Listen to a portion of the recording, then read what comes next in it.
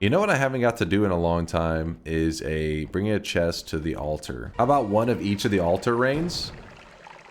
Sure, that's what we're gonna do. That's gonna be today's run. That's a good idea. So we will be doing all forms of altar rain. If you don't know what altar rain is, essentially it's where you bring something like the chest to the altar and it will rain down more chests. It's not always, so for example, if you take the worm crystal up there, then it actually rains down worms. Let's close all the bets. Last chance, exclamation mark yes if you believe we're going to be successful today on all the altar rains, exclamation mark no if you think we're going to fail. And while you guys are last moment betters are placing them, just know that we're doing, yeah, there it is. See, all of these, we're going to be doing the sacrifice monk statue, sacrifice the mimic potion, sacrifice tablet, sacrifice greed curse, sacrifice worm crystal, utility box, and chest. We're going to be doing all these, plus the fish, which doesn't have one. And then I'll explain, whenever we get to it, I'll explain what makes these so buggy and why we don't plan to do them today. I mean, like I said, I'll explain when you get there, or when we get there, and it'll make sense. I have proof that chat is not the only degenerate one here. My girlfriend and my sister have the same name. No, I am reading chat clearly. Listen, you could tell by my is the cadence, I guess, I don't know what the proper way to explain. The way you can tell I'm reading. My girlfriend and my sister have the same name. It's so annoying. Every time we have sex and I yell her name, I think about my girlfriend. All right, we'll take the unlimited spells perk. Just need a better wand. Let's go ahead and head back up. I'm gonna leave this invis here. We're heading back up. Good, good, good. Star Wars hasn't been good for 30 years. Well, if anything, I was gonna say I was kind of the opposite. I like more of the more recent stuff I found more interesting. Like I was like, yeah, okay, I can watch this. Than like the old school stuff. Is that a hot take? Am I getting too crazy? Same goes for Star Trek for me. The old school stuff, I was like, yeah, not really feeling it. Then like the more recent, they're not really even that recent anymore. But then I was like, okay, Star Trek's pretty cool. Stop talking now. Dunk, I might agree, but what recent one? Which one are we talking about first? Star Wars? Honestly, I don't even remember. I mean, wait, Star Trek and shit, I can't even remember either one. What's the last one I saw from it? I didn't watch the most recent Star Wars movie. I watched the one before that, which I think had isn't there like a casino chase scene where they're like, and that was like kind of weird, where they're like fucking running. That part was a little bit odd. I was like, what the hell? Why is this in a Star Wars movie? But besides that, besides little parts like that were a little odd. It was a horrible movie. It wasn't that bad. It's official. Dunk has no taste. Listen, I'm afraid to say more. You guys are gonna get angry. What are your thoughts on the Lord of the Rings trilogy?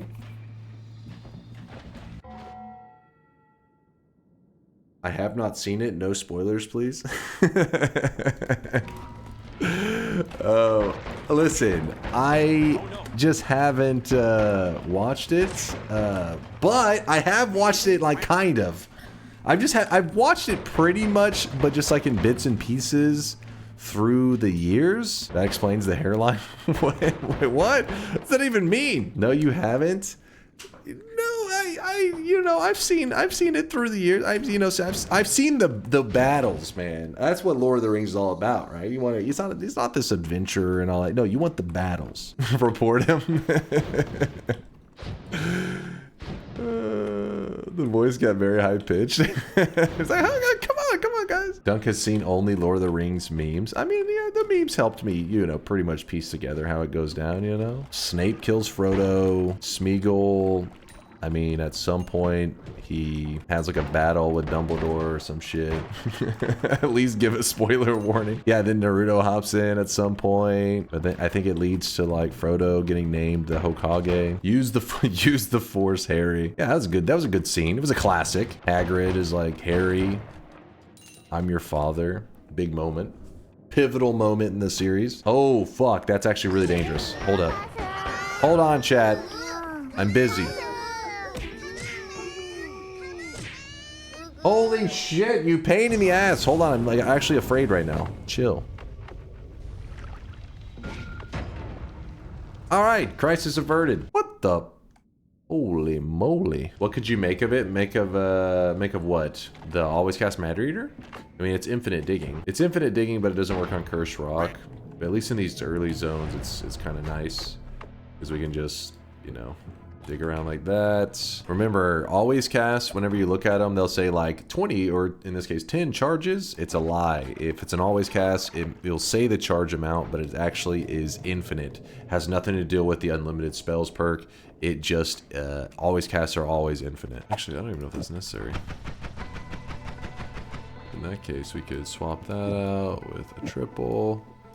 That there. How are we looking? Probably too expensive with that.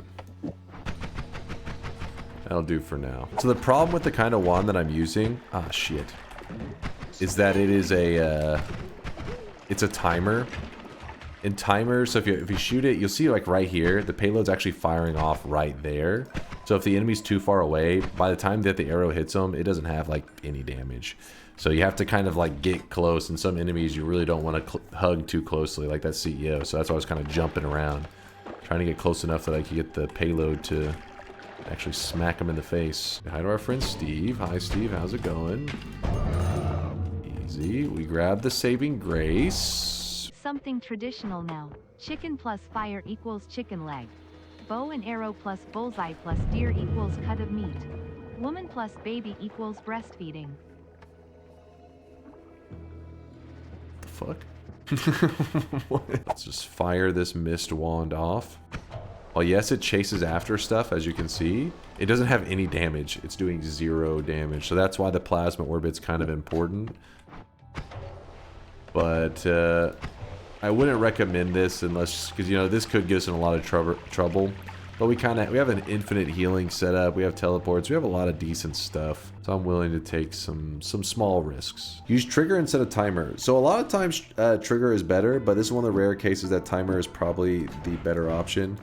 Since when it comes to a homing plasma or homing mist build, you want to just kind of like throw the mist in the general direction of where enemies could be. While trigger, you want to normally aim specifically at the targeted location. Also, plasmas do a fantastic job against Big Steve. So whenever we go over here and we're like, oh, Big Steve spawning. Bye, Big Steve. Oh. Oh, you see that right there? That's the fear. The enemy jumped directly into me, so then my own plasma mist just shredded me. Yeah, I do like showing the plasma every once in a while, even though because most of the time I do avoid it like the plague, but we have extra life, we have saving grace, so you can't hate on that damage it's got going on. So if you ever find yourself in a situation where you're like, okay, I'm willing to play super cautiously, especially new players, they are willing to take it a lot more slow, because, you know, everything's new to them, and in that case, you know, they can get some value out of plasma. Mist on its own, pretty much pointless. Mist with homing, still pointless, but at least it runs at enemies now, so it'll like hunt them down. Put plasma on the mist, now I shoot it, it's gonna hurt me a bit. Oh no, actually, I avoided any damage. Okay, there's like 1 damage. But, so you're like, okay, so now it runs down, it chases enemies with the plasma beam attached to it. It can hurt me, though. How do I make it safer? Put it on a spark timer.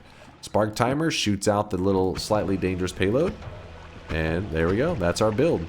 From there, I just put down... The crit on Bloody is not doing anything, so I'll take that off there in case it was confusing anybody. I just had it to take up space. We just attach a lot of mists. And I guess we can throw the other homing on there. Why not? And just shooting it around.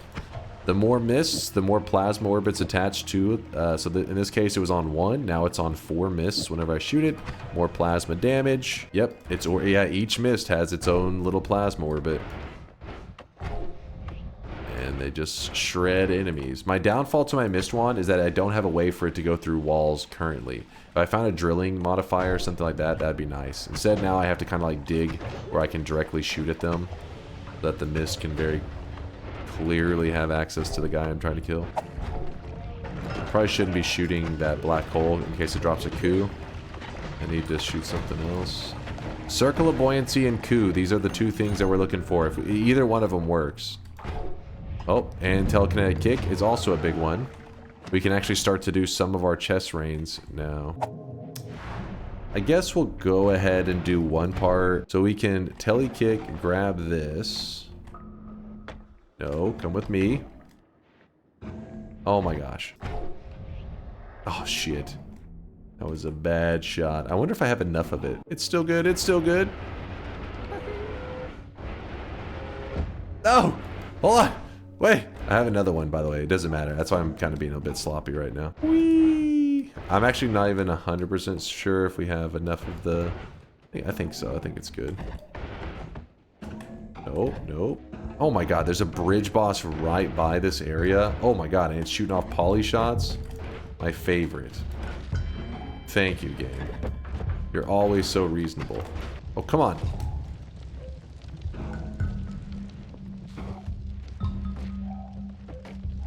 Please, get out of the way.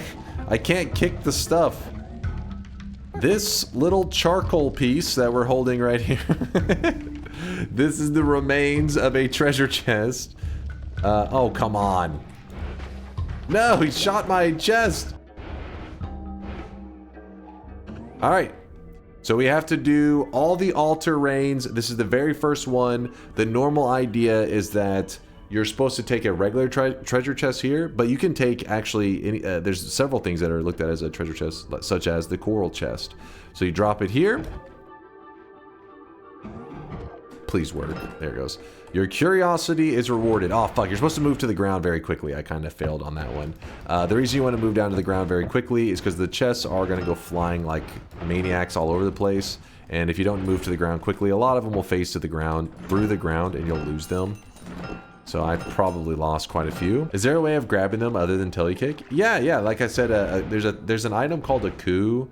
It's like a little baby moon that has a gravitational pull. It's a little frustrating to use, but that's how you could get it done without ever going to a mountain. Because you open a chest and it drops out one of these coups, which is, like I said, a tiny moon. Then you hold the tiny moon near another chest and it pulls it. So you use that gravitational pull and you'll pull it all the way up to the altar, and that's how you would get it done. Oh, there it is. Noita, 700 plus health in the first starting zone. So obviously, it's a little bit of spoilers. You'll see right there, I must open a chest. I got a coup in my inventory. Yeah, you can see me using the coup and dragging the chest around. It takes a bit getting used to it. And not only that, the chest is highly flammable. So you have to like clear the zone of fires and do all this crap. So it takes a little while setting it up, but if you take the time to drag it all the way there, then you'll see. You see, this part is where it gets a little bit tricky because you're having to use the coup to pull the chest in, and then you actually have to bounce your character off the chest from time to time to restore your levitation. But once you get in the rhythm, it is actually really easy. The problem is when the chest is like wobbling all over the place, it can be hard to like control it because your character's like getting shoved as well. But you can see here, once I finally got in the rhythm, I was like, oh shit. And then you drag it there. And I can't remember back at this time if I remembered to run to the ground. You're supposed to, the moment you drop it, oh yeah, I do. You jump to the ground as quickly as you can. Oh, nope, I was stupid. Oh yeah, because this is back whenever you could do infinite chest rain. That's how I ended up with 700. I was like, that seems extreme. Back in the day, you used to be able to use polymorphine and shit like that and cause it to chest rain over and over and over. So I do cheese it up a little bit. And end up with a little more than you should get. So going to check Ancient Lab for coup. What's the plan now? We could glance around there. It does happen where sometimes they spawn. I decided just to go ahead and get some of these other chest rains out of the way while I'm chilling. Gotta be careful with this damn crystal. It can be hard to control.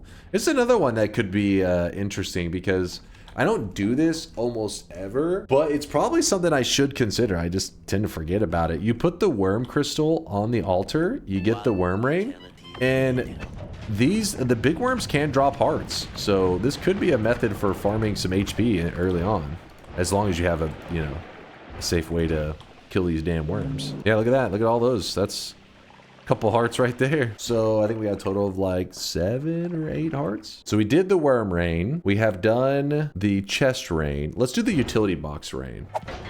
Utility boxes, where are you? There's a utility box. All I had to do was complain. All right, so I need to kill these guys. They're getting really close. No, get away. Utility box is safe. We're having to just make a large tunnel that we can easily get to the surface. You gotta be very careful because these chests are pretty easy to break. Flawless gameplay coming up right now. We're almost there. The reason I didn't like fast travel and just like throw the chest, these things, like I said, break very easily. So I took the much more cautious method. Your curiosity is rewarded. Get down to the ground very quickly if you can. That way we don't lose many of them. Damn, it looks like we lost a lot. I was pretty slow. I was definitely slow. My brain was lagging. Look at this though. Look at these modifiers and shit that it coughs out. Let's go ahead and do the sacrifice, the greed curse. What's about to happen is I will grab this curse right here. Whenever I grab it, it's supposed to be whenever you go to a holy mountain, there is like a greed crystal that'll be sitting there waiting for you. But it has to be a mountain that you've never been to before. So if I jump to our current mountain, like so, there is no greed crystal here. It does say the curse dissipates because it recognizes that you're like in a mountain, but no, this area doesn't spawn in a greed crystal. So now we have to find a mountain that I have never set foot in before, which means that Parallel Worlds is going to be the place. Specifically, we'll go to the west because I haven't gone to the west at all. My old man memory failing me right now. So we head over to the mountain, the far side, and the crystal's there. All right, so we're turning in the greed curse crystal. Come on. There we go. Boom! We actually don't have explosion immunity. Wait, do we? Oh no, we just need fire immunity for this one because those are just pure fire damage. Get a little bit of gold from that. I did not remember the gold, but I guess it makes sense considering it's the curse of greed. So I'm going to another new mountain. That way I load in another new crystal and then we just break the crystal. That's the idea. So there, I killed the crystal. It's the curse is now, yeah, see the crystal is shattered. So I know that the curse has been lifted. So now when I leave the zone, I don't have to worry about the bullshit. So another way that you can hunt for the coup whenever you're loading in new mountains is always collapse the previous mountain. By collapsing this mountain, I've reset my kill count and I gotta make sure I don't kill anything. And when I load in another new mountain, it means that I'll get a chest. And the reason I'm wanting to do that is because the chests have a chance of dropping a coup, which apparently this one does not have it. But this is another way that I can farm the coup. So I just killed an enemy right then, right? Like you saw me kill the enemy. That's okay, because we already at the pacifist chest.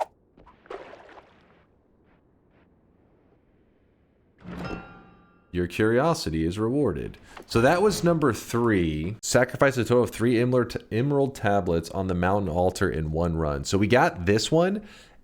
I think it's whenever it hits the third one, there's a chance for the monsters. Maybe the first time you ever do it, it's guaranteed. I don't know. Maybe I gotta look this up on the wiki. But there is a chance that you can get monsters appearing on the altar whenever you sacrifice these. So I did 3. I didn't get any of the monsters, but just be careful. If you ever do this, you can get some of these hell monsters to spawn on you. It's not like an ultra deadly situation, but if you're like really weak, it can scare you. A little bit of a jump scare sometimes. I'm gonna pass on that deal. Oh, yes!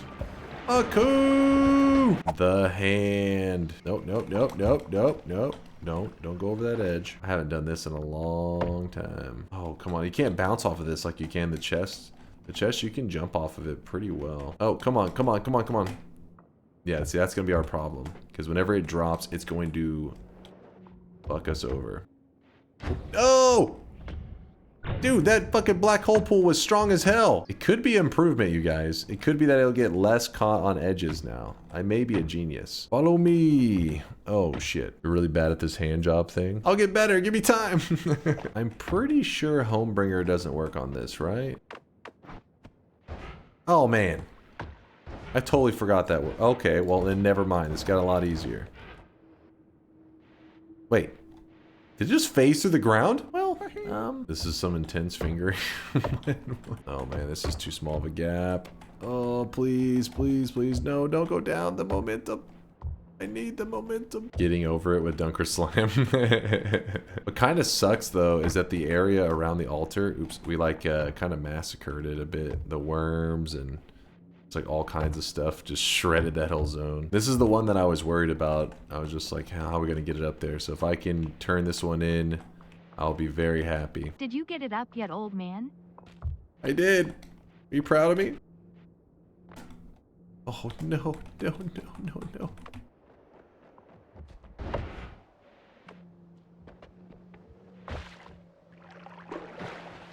I got a little bit dicey there for a moment. I was like, oh boy, we are in trouble.